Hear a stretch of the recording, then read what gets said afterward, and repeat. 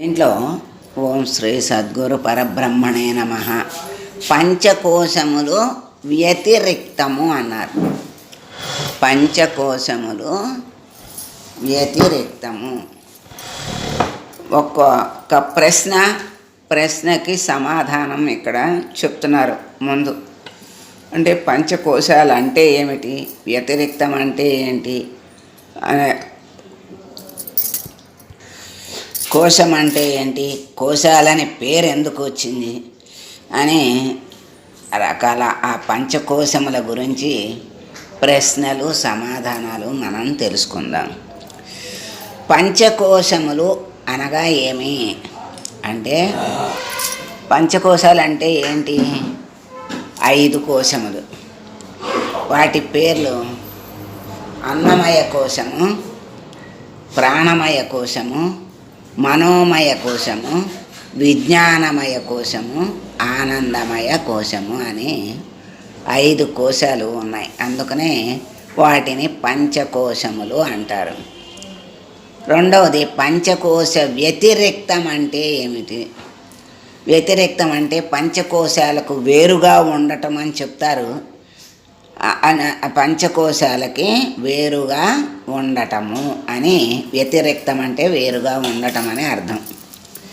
మూడవది, పంచకోశ వ్యతిరిక్తము ఎలా తెలుస్తుంది అంటే, పంచకోశములు తెలిస్తే కానీ పంచకోశ వ్యతిరిక్తమైన ఆత్మ తెలియదు. ఇక్కడ మనకి పంచకోశాలకి వేరుగా ఉండాలి. అదే ఇప్పుడు దేహము, ఇంద్రియాలు నేను కాదని ఎలా అనుకుంటున్నామో తెలుసుకుని, అవన్నీ తెలుసుకుని మరి ఇవన్నీ నేను కాదు ఆత్మ నేను అని ఎలా చెప్తున్నామో, అలాగే పంచకోశాలు కూడా నేను కాదు అని చెప్పాలి. అంటే అసలు పంచకోశాలు అంటే ఏంటో తెలుసుకుంటే కానీ ఆ పంచకోశాలు నేను కాదు అని చెప్పగలిగే సామర్థ్యం రాదు. ఆ జ్ఞానం కలిగితే కదా అప్పుడు అది నేను కాదు అన్నప్పుడు నువ్వేమిటి అనే ప్రశ్న వస్తుంది. అంటే నేను ఆత్మని అని తెలియాలి. అంటే పంచకోశాలని, ఆ పొరలని తీసేయాలి. ఆ పొరలు తీస్తే లోపల ఉన్నటువంటి ఆత్మ తెలుస్తుంది అని. పంచకోశ వ్యతిరిక్తం ఎట్లా తెలుస్తుంది అంటే, ఆత్మ తెలియటమే పంచకోశ వ్యతిరిక్తం. కోశం అంటే ఏమిటి? తొడుగు అంత అంటే తిత్తి అంటారు, సంచి అంటారు. ఇప్పుడు వీణకి తంబురాకి తొడుగు తొడుగుతారు, అట్లాగే కత్తి వరలో పెడతారు. ఆ వరే దానికి కత్తిని కప్పి ఉంచేది. అందుకని అలా కోశము అంటారు. ఒకదాన్ని ఒకటి కప్పేది ఏదైతే ఉందో దాన్ని కోశము అంటారు.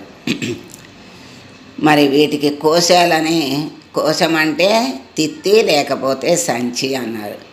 ఐదవది, వీనికి కోశాలని పేరెందుకు కలిగింది అంటే, కత్తిని వర కప్పినట్లుగా, వీణను గవిసెను కప్పినట్లుగా ఈ కోశాలు ఆత్మని కప్పుతున్నాయి.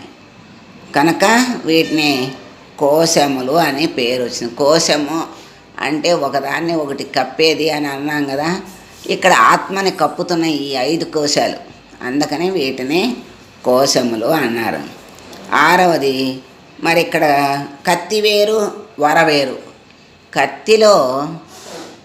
కత్తిని వరలో పెడుతున్నారు అంటే వర వేరు, కత్తి వేరు. కనుక కత్తిని వర కప్పచ్చు, కానీ వీణ వేరు. అట్లాగే వీణ వేరు, గవిసె వేరు. కనుక గవిసె వీణనే కప్పవచ్చు. మరి ఆత్మ వేరు, కోశాలు వేరునా? మరి అవి వేరుగా లేకపోతే పంచకోశాలు ఆత్మని ఎట్లా కప్పుతాయి? ఇప్పుడు ఆత్మ వేరు, కోశములు వేరునా? అవునా కాదా అంటే, కాదు అంతా ఆత్మస్వరూపం అని చెప్పారనుకోండి, అప్పుడు ఆత్మని ఎలా కప్పుతాయి? అంతా ఒకటే అయినప్పుడు. అంటే దానికి కూడా ఒక చక్కని ఉదాహరణ రజ్జు సర్ప భ్రాంతిని చెప్తారు. ఎందుకంటే తాడు వేరు పాము వేరు కాదు. అజ్ఞానంలో ఏమనుకుంటాం, చీకట్లో తాడును చూసి పాము అనుకుంటున్నాం. అంటే పాము తాడుని కప్పినట్టు కప్పేసి మనం పామని భ్రమలో పడి భ్రాంతి భయము కలుగుతుంది. అదే లైట్ వేసుకొని చూసినప్పుడు అది పాము కాదు తాడు అని తెలుస్తుంది. అంటే మనం పాము అనుకున్న దానికి ముందున్నది తాడే, పాము అనుకున్నప్పుడు ఉన్నది తాడే, తర్వాత లైట్ వేసి చూసినప్పుడు ఉన్నది తాడే. మరి మనం మధ్యలో ఆ తాడునే చూసి పామని భయభ్రాంతులకు గురయ్యాం కదా, అట్లాగే ఇక్కడ కూడా ఆత్మని కోశములు కప్పుతాయి. అంటే ఒక్కటే అయినా మరి పాముగా భ్రమించి అజ్ఞానములో భయపడ్డాం కదా, అట్లాగే ఇక్కడ కూడా కప్పి ఆత్మను కప్పి మనకు వేరుగా భావన కలిగి ఈ భావన ఉండటం వల్ల భయభ్రాంతులకు లోనవుతున్నాం. అందుకే ఆత్మను కప్పిన కోశములు అన్నారు. అట్లా మనకి ఉదాహరణ ద్వారా ఇప్పుడు చీకట్లో దొంగను చూసి దొంగ అనుకుంటాం. ఆ మళ్ళీ వెలుతురులో దొంగ కాదు దొంగే అనుకుంటాం. మరి అప్పుడు ఇప్పుడు ఉన్నది దొంగే కదా.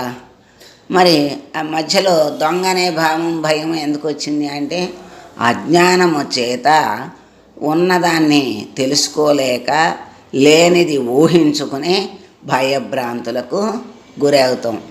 అట్లాగే ఇక్కడ ఉన్న ఆత్మను తెలుసుకోలేక లేని అసత్యమైన వాటిని సత్యమనే భ్రమలో ఉండి భయభ్రాంతులకు దుఃఖాలకు కష్టాలకు లోనవుతున్నాము, జన్మలకు కారణమవుతుంది అని మనకిక్కడ చెప్తున్నారు.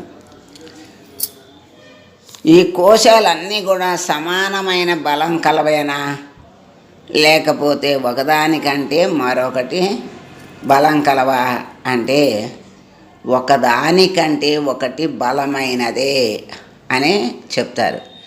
5 కోశాలు చెప్పారు కదా, 5 కోశాల్లో ఒకదానికంటే ఒకటి బలమైనదా అన్నీ సమానమైనవా అంటే ఒకదానికంటే ఒకటి బలమైనదే అని చెప్పారు. ఈరోజు ఇక్కడ 7 ప్రశ్నలకు సమాధానాలు తెలుసుకున్నాం. రేపు తతిమ్మ వాటిని తెలుసుకుందాం. మంగళం గురుదేవాయ మహనీయ గుణాత్మనే సర్వలోక శరణ్యాయ సాధురూపాయ మంగళం. ఓం